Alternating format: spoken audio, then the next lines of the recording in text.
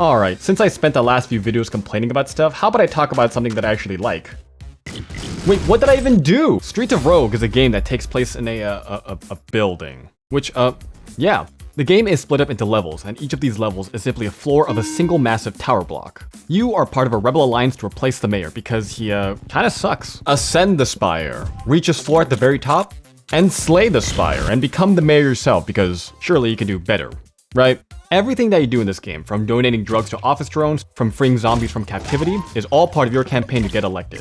There's a lot to do, and a lot of floors to clear. But first you have to pick a class. You start off with 5 characters plus another 6 if you bought the character DLC, so you have a decent variety to pick from. Most of them are pretty self-explanatory: doctor, hacker, thief.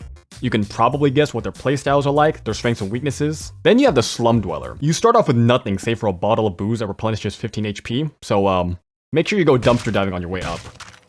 Speaking of trash, let's talk about the graphics. I wouldn't say they're bad per se, they're more utilitarian. Most other pixel art games have a lot of nice touches to appreciate, like character portraits, animation frames, consistent resolution. Meanwhile, your limbs in Streets of Rogue are barely 4 pixels wide, and they move up and down like bicycle wheels. Should you eat a gigantizer pill, your sprite will simply scale up. Similar story if you throw a punch. This is because a trade-off happened. The game describes itself as a cross between Nuclear Throne, Deus Ex, and Grand Theft Auto. Basically, it's an immersive sim where for every given task, you're given a bunch of tools and it's up to you how you want to approach the objectives. So I'd imagine most of the development time was dedicated to that procedural level generation and the numerous mechanics anyways, and as such, there was a very clear priority over the visual clarity over beauty. There's outlines around objects and characters, a slight glow around the player, circles based on allegiances, plus a bunch of optional features such as slow-mo and hot swapping weapons. This is the kind of game where, yes, you can take things at your own pace most of the time, but sometimes things will just happen, and you have to be ready for that.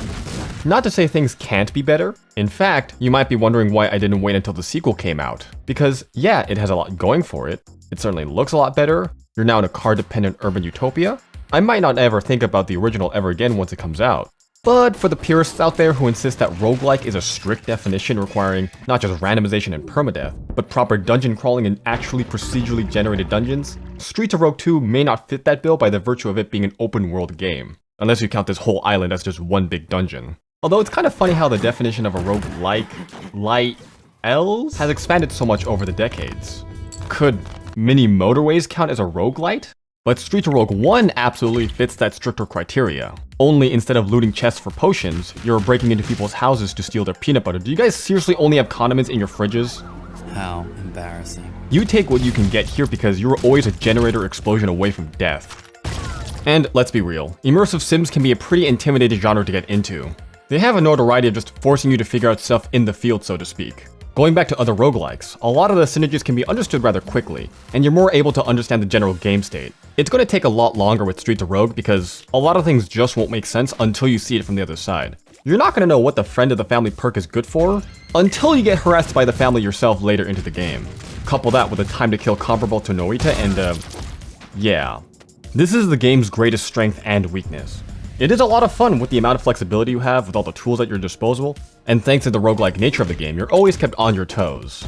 But you actually have to know the game well enough to get a good grasp of what you can and can't do. It's like getting back into your biannual 2-week Minecraft phase to check out the new updates without looking at the wiki. So let's do a crash course. What I like to do first when entering a level is to walk the entire floor. Fill out the entire map. You'll also learn what kind of NPCs inhabit the floor, like thieves.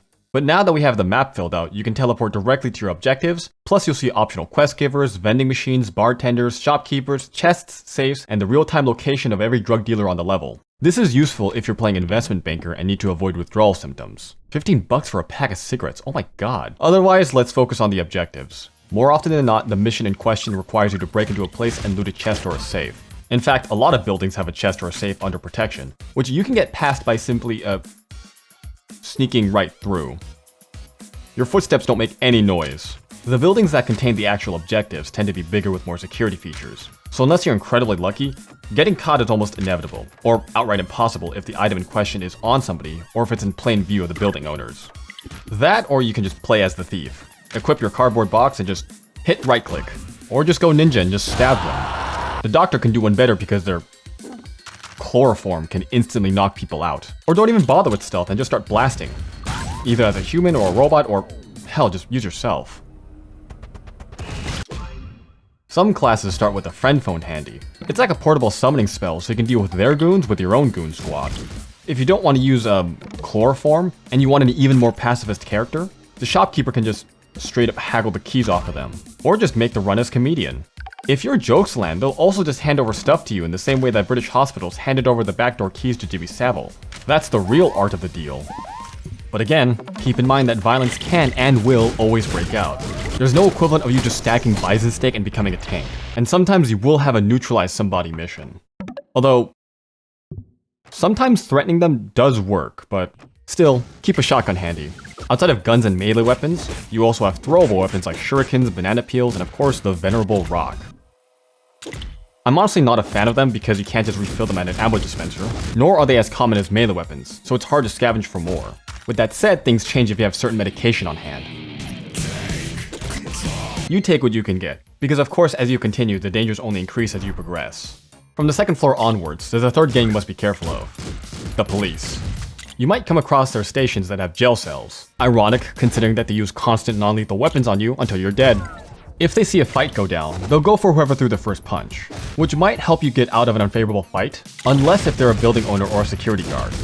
So a general rule of thumb is they have to make sure fights stay indoors, otherwise the situation can quickly break containment. Oh, and on top of that, every third floor has a disaster occurring. There might be a bounty placed on your head, or there's radiation blasts, or a riot, or a war between cannibals and soldiers, a zombie apocalypse, or a deadly taint might be seeping from the entrance that will fill the entire map, or a killer robot will be hunting you down at the speed of a snail, which... Wait a minute.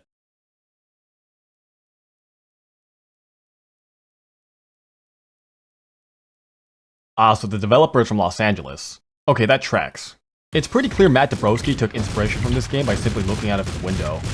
Now, despite these obstacles, I recommend interacting with things you otherwise wouldn't, especially if you have characters to unlock. Free gorillas from their scientific captivity? You can become the gorilla. Tip a cop some money? You can become a cop.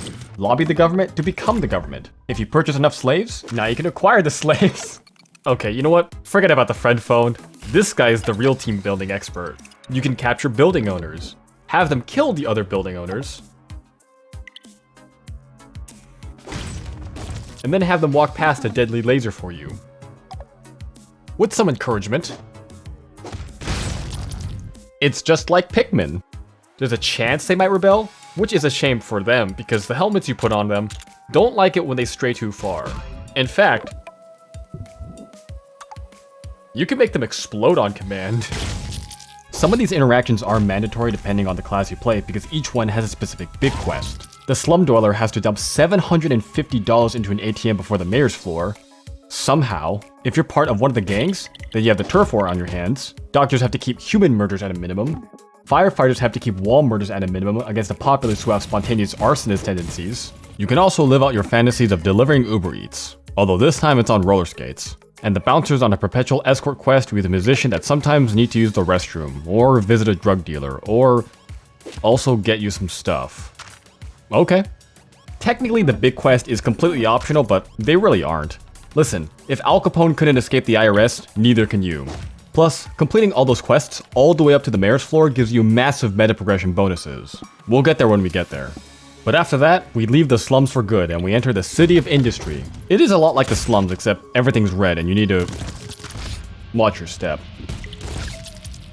It's still in stark contrast to the park that comes right after. It's a very open space out here, but you still need to watch out for bear traps and shulker landmines.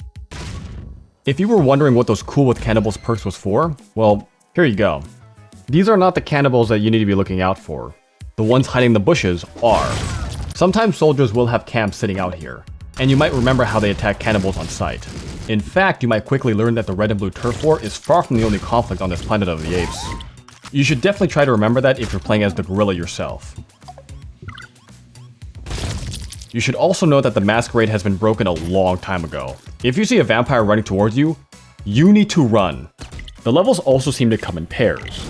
You started in the slums, then went to industrial, which in terms of level design are pretty similar to each other, but then the park right after is this really wide open space. And once you escape that, you enter downtown, which have these massive artificial lakes that splits the maps into quadrants.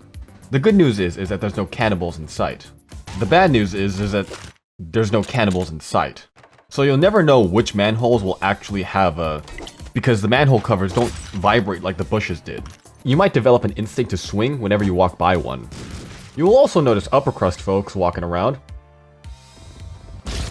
They'll often have slaves, which seem to be a running theme around. Oh yeah, the mobsters. Note that their arsenal is the size of the Roaring Twenties, and law enforcement is comparatively spread out. Hell, you might take the opportunity to bully the upper crusty yourself. Until you notice these panic buttons next to these blue elevators. You might not be able to use them, but the upper crusty can. It will summon a super cop like a cup of instant noodles. Just when you thought that things couldn't get any louder. If you're tired of getting caught in the middle of these fights, rest assured that the next area coming up has pretty much none of these. Welcome to Uptown. It's pretty much one big gated community. Most of these buildings have a guard at the entrance, and sometimes a laser for good measure. The buildings themselves are ginormous, to the point where any space in between feels like an alleyway. Law enforcement consists entirely of MaxTac, meaning that you can't bribe them at all, and their Waymo counterparts are equipped with standard issue SMGs and flamethrowers. If you fail to avoid their gaze, they will attempt to confiscate your weapons and alcohol. Oh, and to make it worse, they can activate these walls on the fly to box you in. On top of that, shopkeepers are quite rare, especially compared to the amount of carry everyone's packing, even if they're swimming. Your time in Uptown can really depend on how many health items you stocked up beforehand. The difficulty can also depend on how discreetly you can carry out your missions, doubly so for your big quest, which makes classes like the Doctor and guns like the Tranquilizer especially powerful here. Cannibals may not be able to eat living humans, but people who are still simply asleep are still valid. They're technically still breathing. Otherwise, it's about causing mayhem without anybody noticing. Pour rage potions into the public pools. Hack the robots. Explode the robots. Bait guards into fighting each other. Free prisoners. Use all the drugs you have on hand. Just get past Uptown as soon as possible because the mayor's floor is literally right there. Hopefully you completed your big quest, because now is the time to take advantage of your super special abilities. Basically, if you saw those yellow perks during your run, you also get the ones you missed, meaning most of your debuffs are now gone, and the class abilities are a lot more powerful. Outside of that, the mayor's floor kind of plays like any other.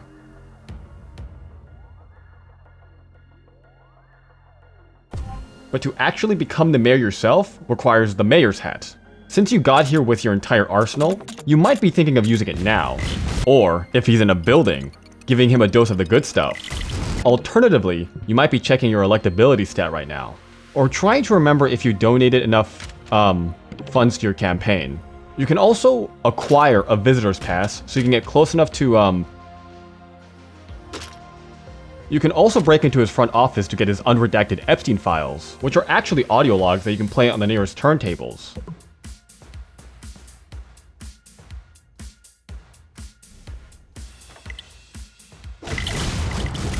If all else fails, you can of course use some potions.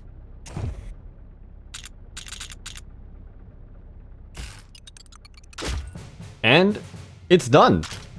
You're now mayor. All you have to do now is to make a speech at the altar, right all the wrongs on this tower block we call home. And hey, the former mayor could later get his Albanian citizenship in peace. One day.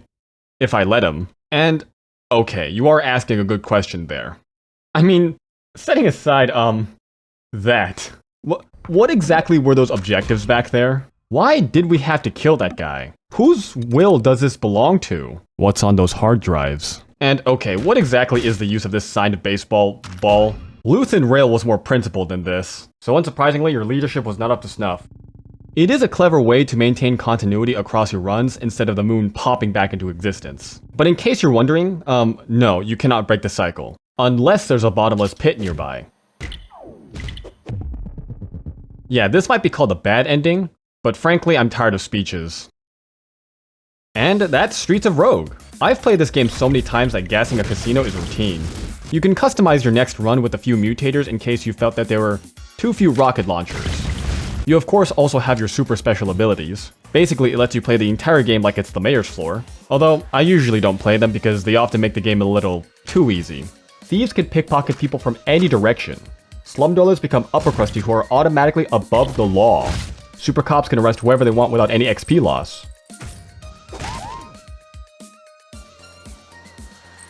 And with comedians, well, jokes are now legal again. They now have a 100% success rate, so the need to fight is incredibly rare. To me, they're mostly for the sake of entertainment, if you just want to forget about the main goal and just mess around in the sandbox to cause even more chaos than you already have. I think the sequel is planning to expand on that aspect of the game, since it's less of a traditional roguelike and has an open world. It also seems to want to expand on the progression. For one thing, the tutorial in the demo opens with you gathering wood to build a house. Most of the meta progression in the first game is centered around things that will directly help you get to the mayor's floor faster. Compared to what the sequel seems to promise, the first game does feel retroactively small. Still, it's really good if you don't want to keep a save file around. If you just need a game to get in and out of in 2 hours or less, where you can just mess around and be a social menace, I can definitely recommend Streets of Rogue. Oh, and full disclosure, I have been paid 50 chicken nuggets to tell you that you should wishlist the sequel. It comes out when it comes out. Thanks for watching. Bye.